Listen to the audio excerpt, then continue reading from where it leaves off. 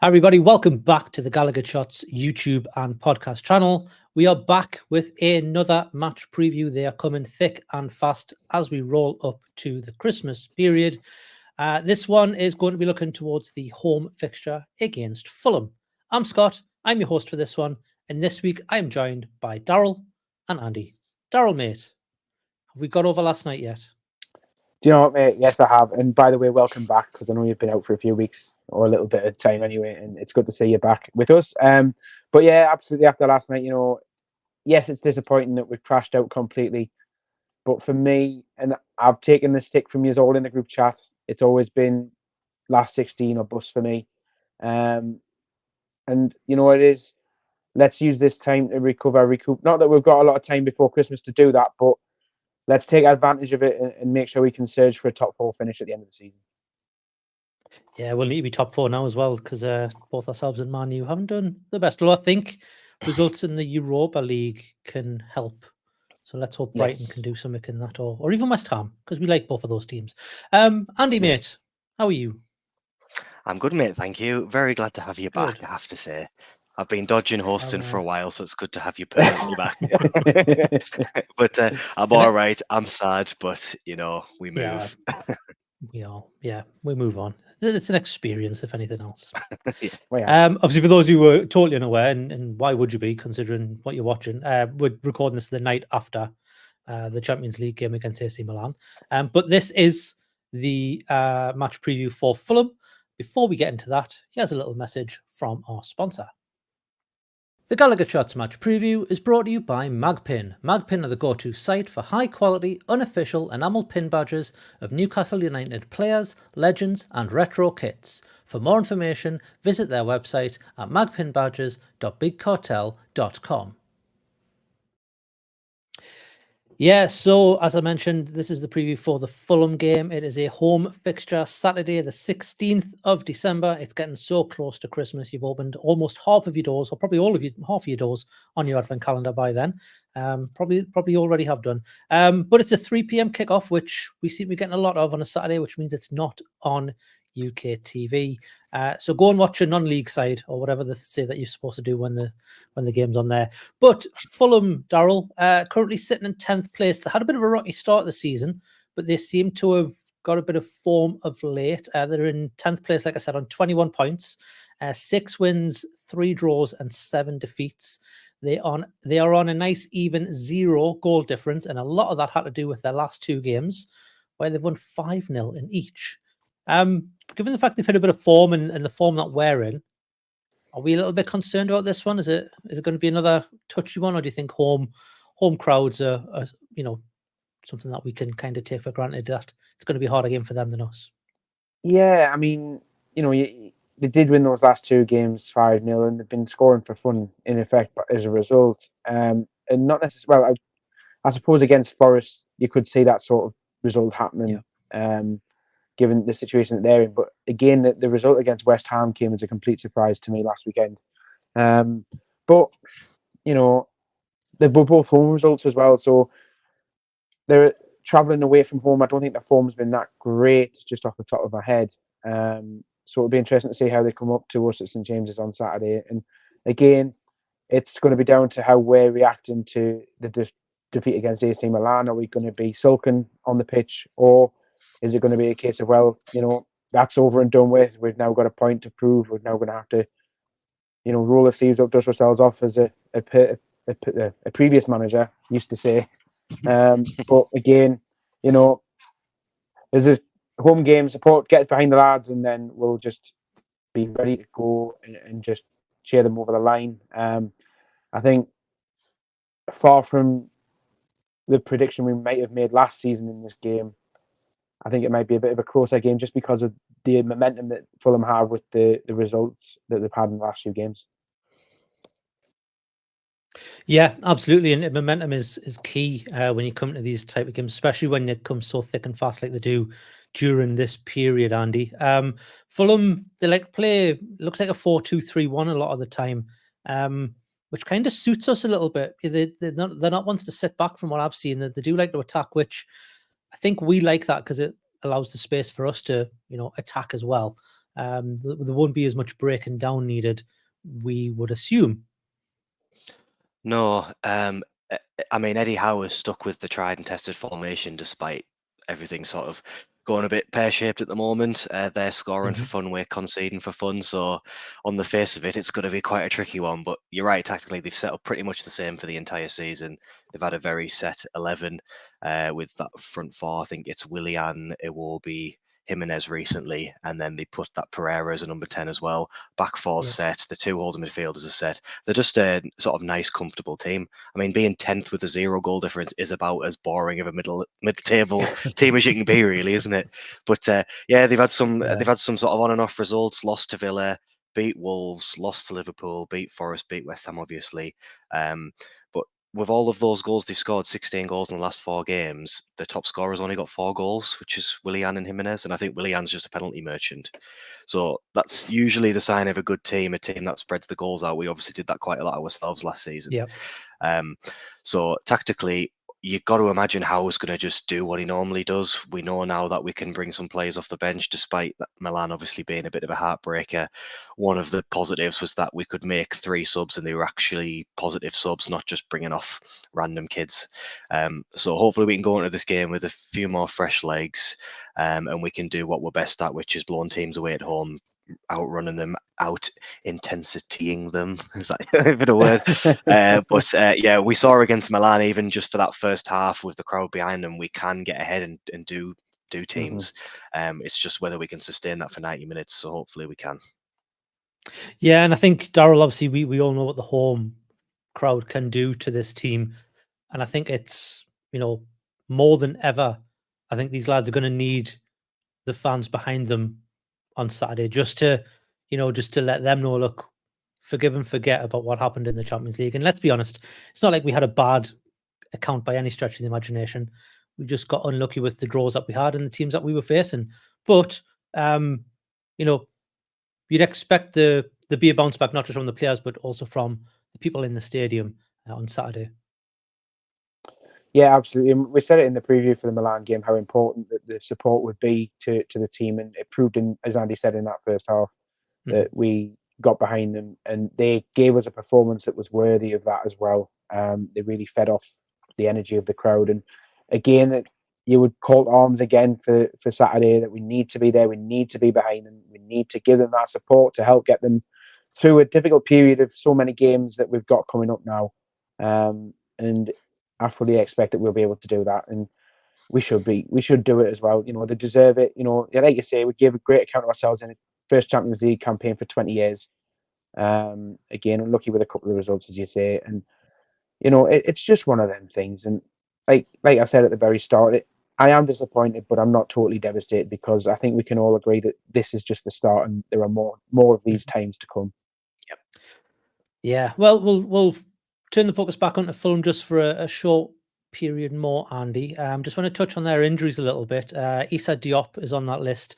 Adama Traore, who I never even realised they'd signed. I thought he was still out in Spain. And player you mentioned earlier, Willian, he's out. Well, he's out up to now. And again, as I say every single week, we're recording this before any press conferences have, taken place. So, these could change at a moment's notice. But from what I've seen from the list at the minute, it's Diop, Traore, and Willian. Yeah, it must be nice for them to be able to count their injuries on one hand, because we haven't got enough limbs and digits on any hands or feet for hours. But yeah, I think Diop's been out a little while. Traore, yeah, I don't think he's done an awful lot when he's been there, but obviously he kind of fell off the radar as well, didn't he? And then Willian, I think Harry Wilson's been coming in his position when Willian's been injured, and he's done pretty well. I think he scored in both of those 5-0, set up a couple of goals as well. So yeah, they're one of these teams where, because they've got the set 11 and they've got sort of, I don't want to say Premier League pedigree, but do you know what I mean? They've been around the Premier League a while, so they've got those good sort of, they've got those experienced players who can come off the bench, and they won't be completely useless to be able to do a job. They are still in the League Cup, I think, so they are still doing the midweeks every now and then, but obviously, not to go beat the same dead horse over and over again, but they haven't had to do these midweeks every single week with no players, so they are going to be fresher than us. But as we've said, one thing we have over any team, I think, in the entire division is that lift that we get from the fans. We look like we can run, 10 mile an hour faster for 20 miles further. It's just crazy what this crowd does. Fulham, I think we've got generally a good record against them in the Premier League. I believe that the last time we lost to them was in the Championship when they did the double over us, and they beat us first game of the season and said welcome to the Championship in that season. Yes. But we all know how that ended. Yes, I remember that well. Yeah, I think I was looking because while I've been away, I've noticed you've been very stat heavy, boys, on these previews. So I try to get a little stat prepared. That sounds like another way of saying boring. No, not boring at all. I'm, whatever floats your boat. But I think the last 6 meetings between us, especially at home, I don't think they've beaten us once. I think it's been 4 wins and two draws. Obviously, the last game we played against Fulham was the infamous Mitrovic penalty, Daryl, where he did a nice solid by kicking the ball twice before it goes in the back of the net. Obviously, he's not there anymore, but it was always nice to see a little bit of Alexander Mitrovic just rocking the Premier League every now and again. Yeah, the secret agent Mitrovic, I suppose, came out in that moment where he hit the double touch. I was reading into that game actually just as I prep for this, and they actually gave it as a result of a VAR review for a foul, but there was 2 fouls at that time, and I can't remember which of the 2 they gave it for. I think they were both sort of credible shouts for a penalty. But again, that was just ruled out by a very, very late Alexander Isak winner in the 89th minute. And again, that was at a time of the season where we were sort of, we'd not long lost to Sheffield Wednesday, or I think we were about to lose to Sheffield Wednesday. We might have already lost to Sheffield Wednesday anyway at that point because it came in the middle of January. And it was also just before I think we had a little break as well, that little mid-season break that they've sort of shoehorned in between the 3rd and 4th rounds of the cup. So it sort of spurred. It was sort of a catalyst to the rest of that season at the time. But it was a tricky game. I remember it being quite a tricky game, and I was very worried when the penalty was awarded at the time. And I thought if he does score this, I wasn't sure at the time how we'd be able to fight back into it. But again, he scored it, and then all of a sudden you're thinking, well, actually he's double touched it. So once it was reviewed and then correctly, obviously disallowed, and we resumed with the free kick from the goalkeeper. It was a case of can we break them down, and it did take all the way till the end, as I said, the 89th minute winner, but it was doable. And to be honest, just jumping ahead a little bit, I wouldn't be surprised if it was something similar on Saturday. Well, he must have thought because there was 2 fouls that he could kick the ball twice. That's the only explanation. Well, maybe. Yeah. We'll move on to Newcastle because this is a Newcastle channel at the end of the day. Obviously, last night we saw Trippier and Gordon coming off probably sooner than anyone would have liked, but it has emerged that they were both carrying a little bit of an injury. Gordon had a tight hamstring, and Trippier was unknown to what Eddie Howe said, so we still don't know. But he did take a bit of a fall. I think he landed on his hip awkwardly, if I remember rightly. So maybe it was that. Obviously, Trippier was banned anyway for this game because of the yellow card in the previous fixture, Andy. But if Gordon isn't fit, that's a bit of a blow to that right-hand side. To the left-hand side, where he seems to be probably one of our best players this season. Yeah, I think even now Gordon's probably still the player of the season. He's just looked, solid every single game. He's looked like the game changer every single game. Just going back to Trippier, I don't think he's been right for 3 or 4 games. You could see. I mean, the Everton game was maybe the crunch moment for him where he looked like he couldn't even kick a ball. He was so knackered mentally and physically. So maybe getting this sort of niggle, who knows what it is, and obviously being suspended anyway.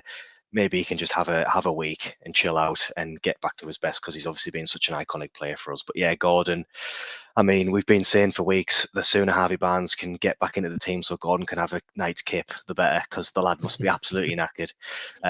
He has been our best player. He's been dynamic. He's been sharp. We've seen this season he's come on leaps and bounds in terms of his movement and his finishing and everything. So, he'll be a big miss. Presumably, we might see Joe Linton out on the left, or we do what we did at the end of the Milan game and put Isak out there. However, I'm not 100% sold on Isak as a winger. he is obviously our best number 9. And when I've seen him out wide, even though he has the ability to obviously run with the ball and beat players, he doesn't seem to have that instinct as a winger to want to run past people. Obviously people are going to say, well, what about the Everton game when he took on the entire team? I know, but generally you don't really see him do it. He wants to drop a bit deeper and then just lay it off. He doesn't necessarily make those runs. But then you think, what else are we going to do? I mean, I don't know what you guys think. Who else can really go out there? It's only really Joe Linton for me as a proper left winger. Yeah, I mean, if Longstaff is fit, which it looks like he, come out of the game last night unscathed. Obviously, again, we don't know until Eddie's presser tomorrow. You'd imagine what would have normally happened would have been Longstaff would have came in. It would have unfortunately been Lewis Miley who would have probably dropped down to the bench. But with what's happened to Gordon, you probably move Joe Linton out onto the left, and then you play Longstaff, Miley, and Bruno in the middle because he knows what we need. And then it's just to ask, when we're a fully fit squad, what would you say is the best front three? Because I was talking to my mate about this earlier, and he thinks it's Joe Linton on the left, Gordon on the right, with Isak in the middle. Because I think when Linton has played at left wing with Willock as the left-sided centre mid, we have looked unreal with those overloads. Yeah. Whereas on the flip side, when we haven't had that, it's just been Miggy and Trippier or bust until Gordon obviously started finding his feet. So I'd be interested to get your take on that, actually, because we're going to hopefully have that dilemma soon. Yeah. I do think Joe Linton on the left is better than Joe Linton in the middle, although last night he was phenomenal. But only when he's got someone like Willock where he can chop and change and kind of leave the defence guessing who's going to be there, what's going to go on. Because you've either got the powerhouse of Joe Linton, who can run with the ball. He's a bit nifty with his feet. He's quite technical. And then you got Willock, and we all know what Willock can do with the ball at his feet as well. So, I think if you've got someone like that who can chop and change with them, then 100% all day you put Joe Linton on the left and Gordon on the right, or even Harvey Barnes. Because we haven't seen much of him. You got Harvey Barnes who can play on the left as well. So, yeah, it's hard to pick a best lineup for that because we haven't really seen too much of it because of the injuries yet. Yeah. Well, I can't wait to actually be able to have a proper conversation about it and be like, oh, who are we going to pick this week? It's because it's like it was just been so boring the last few weeks, hasn't it? Same 11 again. Yep. Right. Next video. Yeah, absolutely. Daryl, what's your opinions on that? I mean, I think it's going to come into like who is actually going to be available now, and I think from what we know, which isn't a great deal, but we can sort of surmise that we think Harvey Barnes is very, very, very close to being back in the squad.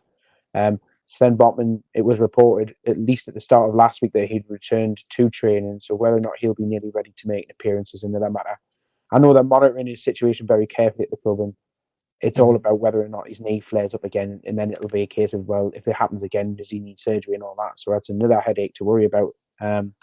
But again, if we can get another few bodies just back in and fit, I mean, Jacob Murphy seemed all right when he was jumping around in the studio behind me last night in the TNT studio in the corner. But again, it'd be great just to get a couple of more bodies back, just to have those options available to us. I think if Jacob Murphy, for example, was back fit, then I think you might suddenly see a pickup in Miguel Almiron's form.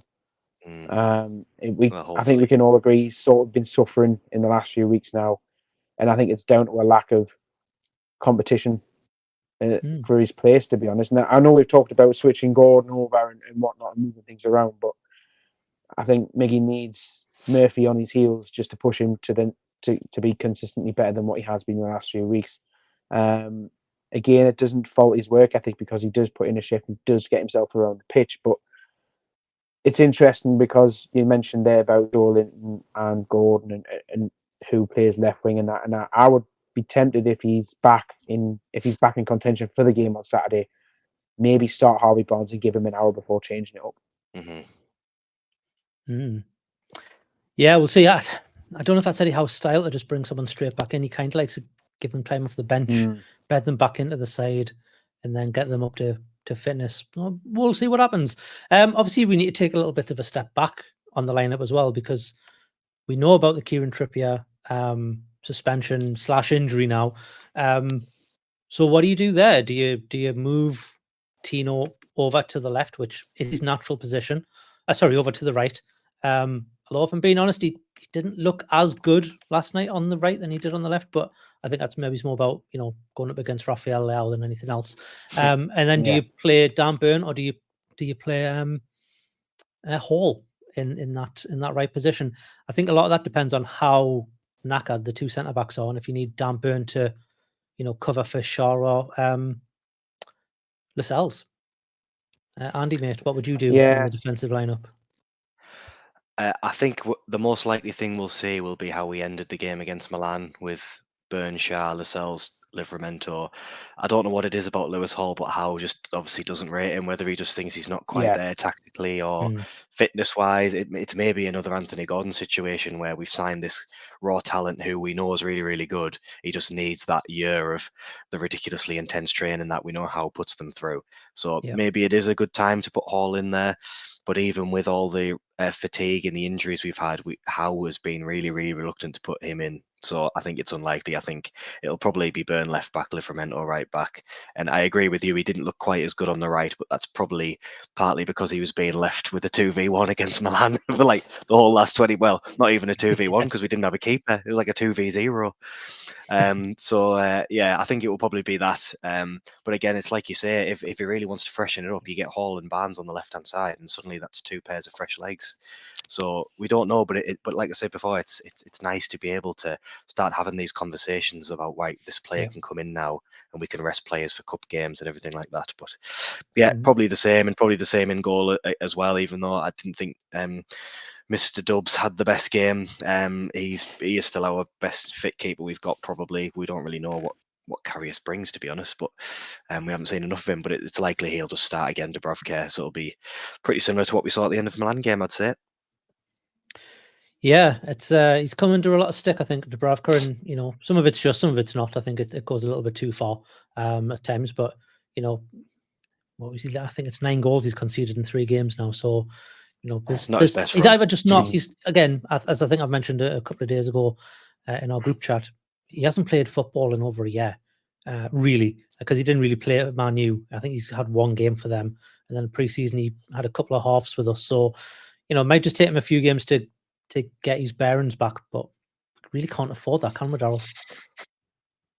No, it's really, like, the pressure is really on him to keep these clean sheets and not concede all these goals. But I think the mitigating factor in that as well is that the 11 that are in front of him as well, that back four has been put through hell, really.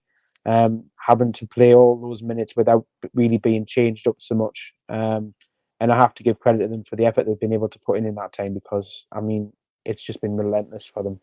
I think it's been, what's it been now? Maybe 5 or 6 games in a row now where it's been the same back four. And then obviously when Nick Pope got injured, it came in to be Dubravka. So it's a lot to take in. And again, there's also that thing about, as a back 5 unit, including the goalkeeper, when they've all played together as long as they have, it'll take a little bit of time to adjust to a change in there as well. And with that being Dubravka as well, because they would have had an understanding with Nick Pope about certain things in certain points in the game. And it'll just take a little bit of time for them to build that relationship with Martin Dubravka. But I'm sure they'll get that chance. Absolutely. And then obviously, you look up top, I think it's a flip of a coin between Willock and Isak. Really, I think whoever hasn't had the most minutes in the last game gets to start this game, because they're both on equal form. They're both playing as well. I mean, Isak maybe wasn't as good as he has been, but there's an argument that Isak maybe isn't fully fit either, Andy. He certainly hasn't seemed it. No, I don't think so. He looks like he's been running in treacle a little bit the last few weeks, and I don't know whether that's just a symptom of the rest of the team.